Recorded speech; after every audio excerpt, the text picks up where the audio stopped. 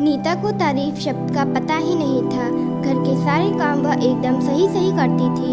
खाना बहुत स्वादिष्ट बनाती थी, लेकिन फिर भी आज का खाना अच्छा था बहू, ऐसा उसकी सास कभी नहीं बोलती थी और पति भी कभी उसकी प्रशंसा नहीं करता था। उसने बनाया हुआ खाना चुपचाप खाकर उठकर दोनों पति और सास चले जाते थे। उसने खाना खाया या नहीं इसका उन दोनों को फर्क नहीं पड़ता था। सास को वह पसंद नहीं थी। उसके हाथों से जरा सी भूल हो जाती तो सास तुरंत गुस्सा करती थी। उससे भी बुरी बात यह थी कि उसके पति और उसके बीच बातचीत का ज़्यादा नहीं होती थी और उन्होंने ये चुप्पी बनाई रखी थी। वह उस पर ध्यान नहीं देता था। परदेश में पढ़ाई करने गया हुआ छोटा देवर मात्र समय समय पर नीता को फ़ोन करता था, पूछता था भाभी कैसी हो। उसका फ़ोन आने पर नीता बहुत खुश होती थी। अपना मन हल्का करने का उचित स्थान था नीता का। कुछ ही दिनों में देवर की पढ़ाई खत्म हो गई और वह घर आया। थोड़े समय के भीतर उसे एक अच्छी नौकरी भी मिल गई। नीता को बहुत आनंद हुआ। नौकरी लग जाने के बाद उसकी सास अपने छोटे बेटे की शादी के लिए बातचीत करने लगी, पर देवर को एक भी लड़की पसंद नहीं आती थी। इसने ही बोला होगा उसे मना करने को सोचकर सास नीता को ही दोष दे रही थी। नीता को चिंतित देखकर देवर ने अपनी माँ से कहा, मैं एक लड़की से बहुत प्यार करता हूँ, मैं उसी से ही शादी करूँगा। उसने जिद की। देवर जी ये बात पहले बतानी चाहिए थी ना। नीता ने ये बात अपने पति के कान पर डाली। इस बात पर उसने थोड़ी किटपिट की, लेकिन लड़की देखकर वह भी तैयार हो गया। सवाल बचा सास का, अपने छोटे बेटे का मन कैसे दुखाएगी। वह बाद में उसकी भी हाँ हो गई।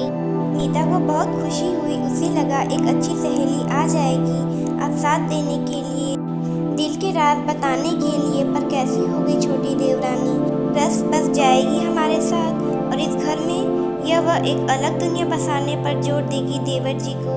इस विचार से थोड़ा टेंशन में आ गई नीता।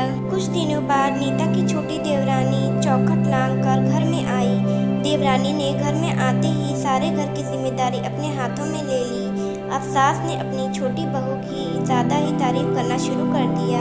उसे माँ जैसा प्यार करने लगी। ये देखकर नीता की आंखों में आंसू आ जाते। वो सोचती, मैं भी तो यही काम करती थी, फिर मेरे साथ ही क्यों ऐसा बर्ताव। अब थोड़े दिनों बाद छोटी देवरानी पूरे घर पर राज करेगी और फिर मेरी जगह वहाँ कोने में होगी। अपने ही विचारों में खो गई नीता के भाव समझने पर छोटी देवरानी नीता के हाथ अपने हाथ में लेकर बोली, दीदी मुझे सब पता है, मुझे अपनी छोटी बहन समझिए। देखना बहुत जल्दी सब ठीक हो जाएगा। छोटी देवरानी ने पूरे घर की जिम्मेदारी तो ले ली, लेकिन कामों में कुछ न कुछ बार बार भूल करती थी।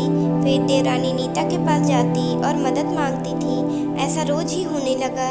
यह देखकर सास लेकिन गुस्सा हो गई। मेरे रहते हुए वह छोटी बहू बड़ी बहू के पास क्यों जाती।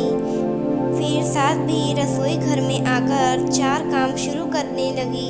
धीरे धीरे वह छोटी बहू के साथ साथ अनजाने में बड़ी बहू से भी प्यार से बर्ताव करने लगी, प्यार से बोलने लगी, नए पदार्थ दोनों के सिखाने लगी, भूल समझ कर समझाने लगी।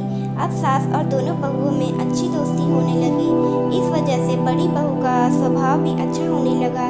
उसके स्वभाव में खुलापन आ गया। सास भी दोनों के साथ कभी शॉपिंग तो कभी फिल्म देखने जाने लगी। वह अपने दोनों बहुओं से समान प्यार करने लगी थी।